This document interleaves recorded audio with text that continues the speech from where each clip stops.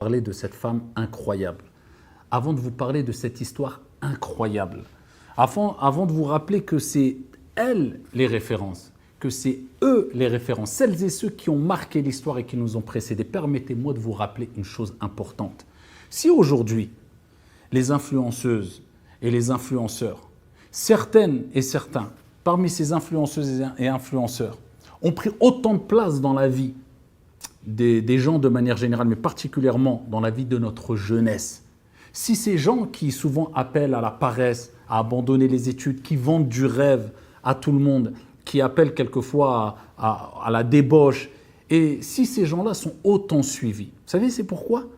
À cause de deux choses. La première des choses, c'est dû à notre curiosité déplacée. Quand quelqu'un a une curiosité déplacée, il veut tout savoir sur tout le monde. Et donc ça marche. C'est pour ça qu'on voit de plus en plus d'influenceurs et influenceuses qui marchent simplement en déballant leur vie privée alors qu'il n'y a rien dans le fond, c'est du vide. Et voilà, pourquoi ça marche? Parce qu'il y a des gens qui aiment regarder, il y a des gens qui ont une curiosité déplacée. Et la deuxième des choses, c'est parce qu'on est en manque de références positives, parce qu'il y a un vide. L'être humain a besoin d'avoir des références. Et quand tu ne combles pas ce vide-là, par des références positives de celles et ceux qui vont mettre la barre haute, qui vont te pousser, qui ont mis la barre haute, qui vont te pousser à l'excellence, tu vas prendre comme référence des, je ne citerai pas de nom, mais des gens qui vendent du rêve et qui te montrent leur vie privée, quand tu les suis alors qu'ils font leurs courses et qu'ils sont en train de manger ou qu'ils sont en train de changer les couches de leur enfant, elle était tout contente et excitée. Malheureusement, j'utilise des mots crus et je ne généralise pas, mais c'est qu'il y a un vide. Il y a un vide dans nos vies. Il y a un manque de bonnes références. C'est pour cela qu'il faut être curieux, mais avoir une curiosité positive qui nous pousse à chercher des références de personnes, de femmes et hommes qui ont marqué l'histoire et ô combien sont-ils nombreux et nombreuses. Et parmi eux, cette femme, Sulaym al-Rumaysa. Ça ne fait pas du bien d'entendre ces histoires-là. C'est pas mieux de se pencher vers ces gens qui vont nous influencer vers le bien plutôt que vers des personnes qui vont te vendre du rêve et qui seront oubliées aussi vite qu'ils ont été connus. Je dis souvent que ceux-là sont à l'image de story ou de leur story qui ne durent pas plus de 24 heures. Prends comme référence celles et ceux qui ont marqué l'histoire. Prends comme référence celles et ceux qui ont reçu al-Bushra, la bonne nouvelle du paradis par le prophète Mohammed alayhi salatu wassalam. Et même dans les choses mondaines, même des gens qui, à la rigueur, ne sont pas musulmans, mais qui ont fait des choses positives et qui te poussent à exceller dans les sciences et autres, prends-les comme référence. Mais ne prends pas n'importe qui, ou des gens qui vont te pousser vers le bas.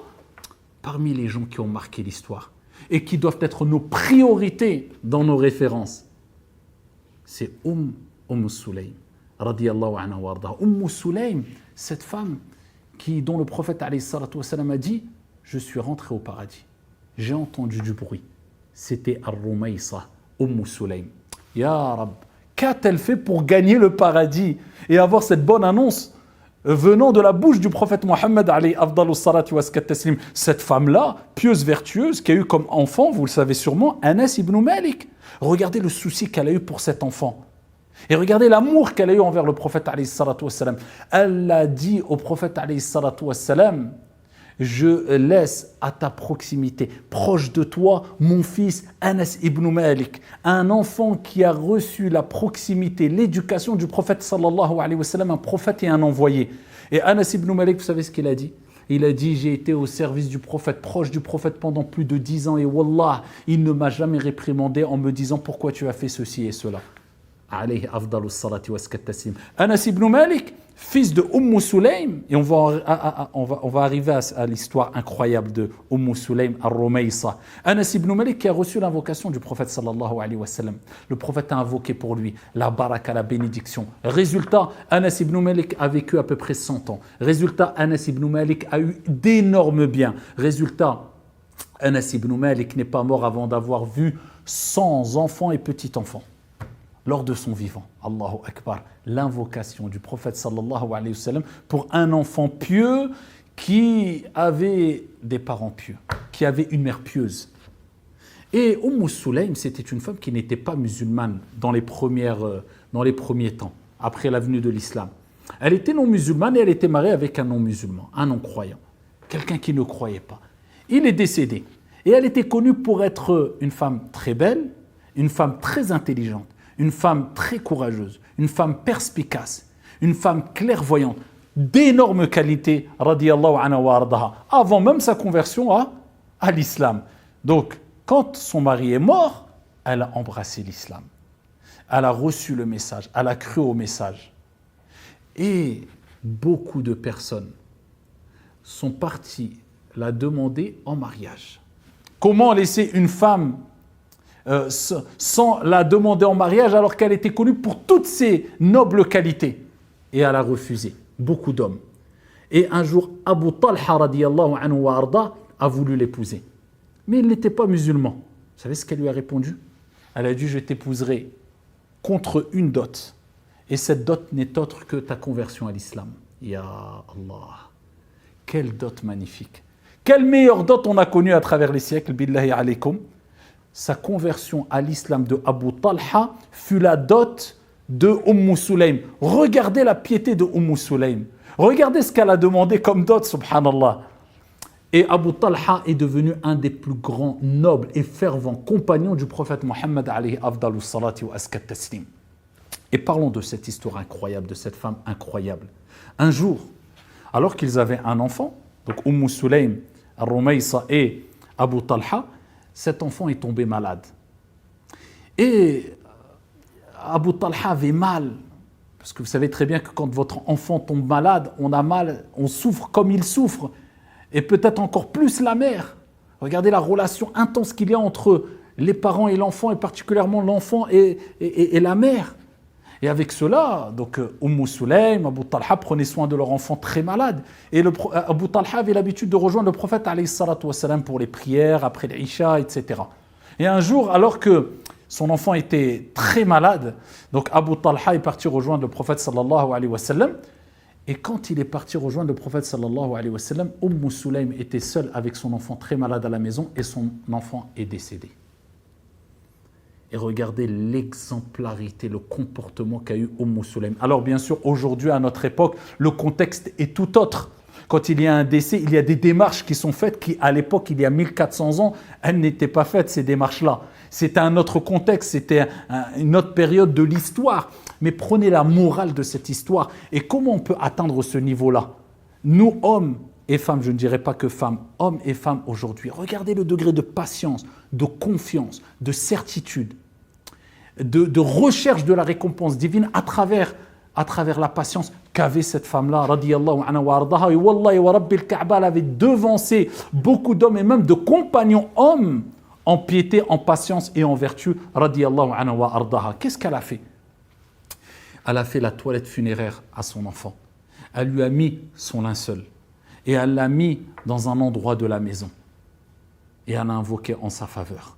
Et elle a dit, wallah, personne ne préviendra Abu Talha si ce n'est moi. Elle a voulu annoncer à Abu Talha la mort de cet enfant de sa propre bouche afin d'utiliser les mots adéquats, la manière adéquate afin que son propre mari qu'elle aimait, qu'elle chérissait, ressente le moins de douleur possible. Quel niveau? Radiyallahu anha wa ardaha. Son mari est rentré et il dit, comment va notre enfant? Et elle dit, il n'a jamais été aussi calme. Il n'a jamais été aussi calme. Elle n'a pas menti. Elle ne lui a pas dit tout de suite, il est décédé.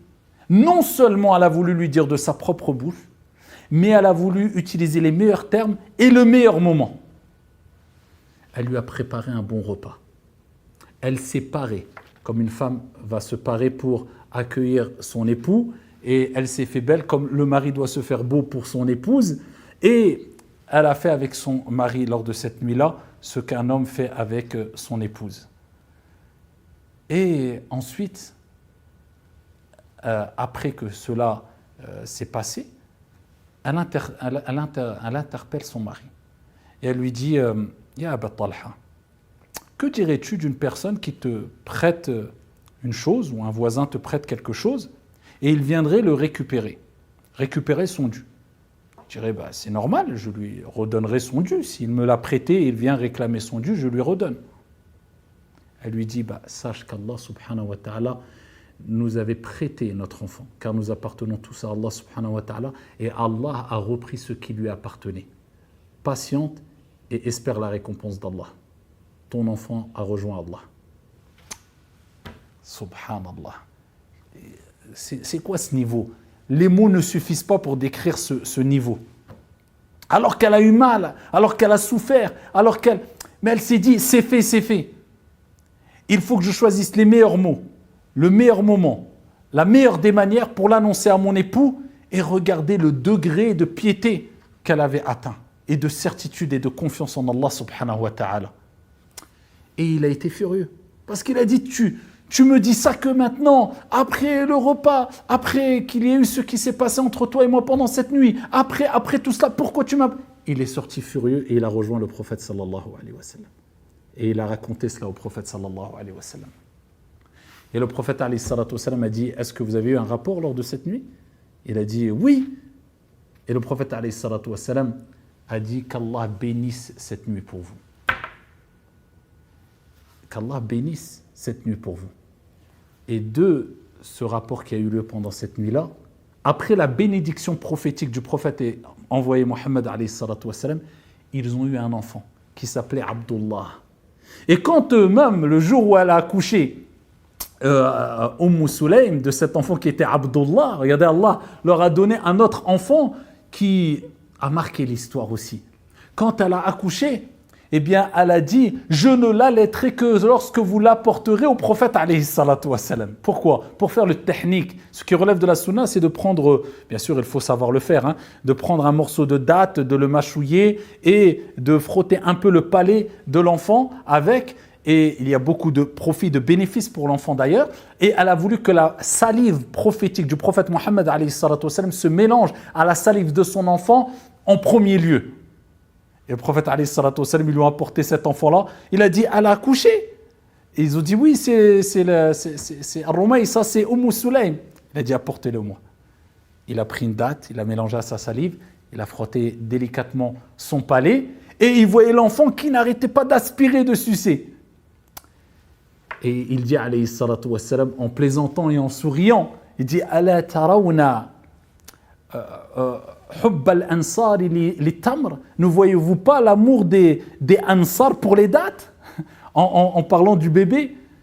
Et il a invoqué en sa faveur. Et il a rapporté que Abdullah a eu 9 enfants qui ont tous appris le Coran par cœur, et il fut parmi les illustres hommes qui ont marqué l'histoire, et il est mort martyr radiyallahu anhu wa arda. Vous voyez ces histoires-là, et on pourrait parler longuement encore de Sulaym. Et on pourrait parler comme cela de toutes ces femmes qui ont marqué l'histoire, et oh combien elles sont nombreuses, et des hommes qui ont marqué l'histoire. Et billahi alaykum, à force de parler de ces gens-là, à force de les avoir comme référence, est-ce que ça nous pousse à vouloir s'améliorer et de faire encore mieux et de satisfaire encore plus Allah subhanahu wa ta'ala? Est-ce que ça nous rappelle que celles et ceux qui ont vraiment marqué l'histoire, on continuera à les évoquer alors qu'ils n'avaient aucun réseau social à leur époque, puisque Allah subhanahu wa ta'ala a fait que leur comportement et leurs histoires et leurs paroles traversent l'histoire et gagnent les cœurs? Ça ne nous pousse pas à avoir cela comme référence et faire du bien pour qu'on laisse des traces positives derrière. Et ça ne nous pousse pas à délaisser celles et ceux qui vont être oubliés plus vite qu'ils n'ont été connus, tout simplement parce que leur célébrité et leur popularité n'est basée que sur du vent ou des choses mauvaises ou la débauche ou la perversité? Est-ce qu'il n'est pas venu le temps d'avoir des bonnes références pour hommes, pour femmes, pour nous, pour nos sociétés, pour nos enfants? Bien sûr que la réponse est claire, qu'Allah subhanahu wa ta'ala nous permette d'évoluer et de mettre la barre haute et d'atteindre ou de se rapprocher du moins de l'excellence à travers ces histoires de personnes qui ont